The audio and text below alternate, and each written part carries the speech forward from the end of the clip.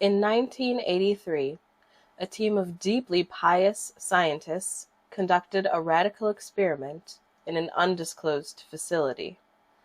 The scientists had theorized that a human without access to any senses or ways to perceive stimuli would be able to perceive presence of God. They believed that the five senses clouded our awareness of eternity, and without them, a human could actually establish contact with God by thought. An elderly man who claimed to have nothing left to live for was the only test subject to volunteer. To purge him of all his senses, the scientists performed a complex operation in which every sensory nerve connection to the brain was surgically severed. Although the test subject retained full muscular function, he could not see, hear, taste, smell, or feel. With no possible way to communicate with or even sense the outside world, he was alone with his thoughts.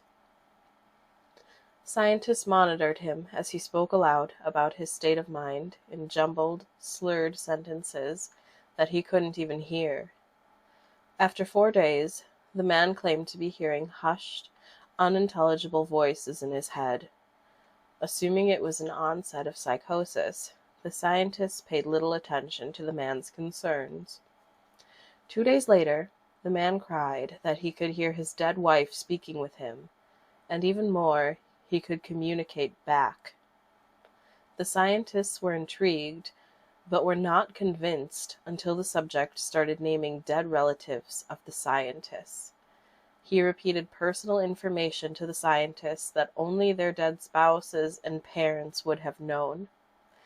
At this point, a sizable portion of scientists left the study. After a week of conversing with the deceased through his thoughts, the subject became distressed, saying the voices were overwhelming. In every waking moment, his consciousness was bombarded by hundreds of voices that refused to leave him alone.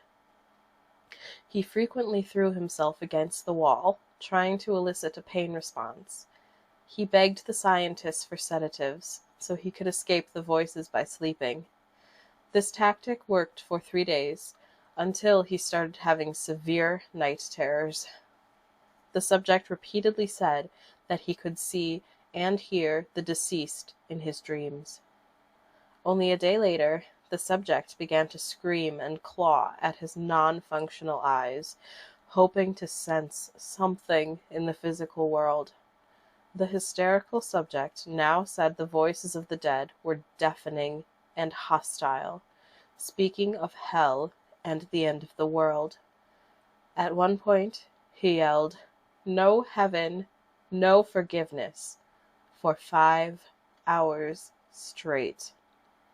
He continually begged to be killed, but the scientists were convinced that he was close to establishing contact with God.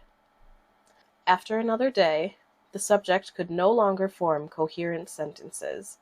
Seemingly mad, he started to bite off chunks of flesh from his arm. The scientists rushed into the test chamber and restrained him to a table so he could not kill himself. After a few hours of being tied down, the subject halted his struggling and screaming. He stared blankly at the ceiling as teardrops silently streaked across his face. For 2 weeks, the subject had to be manually rehydrated due to the constant crying. Eventually, he turned his head and, despite his blindness, made focused eye contact with a scientist for the first time in the study. He whispered, "I have spoken with God, and he has abandoned us," and his vital signs stopped. There was no apparent cause of death.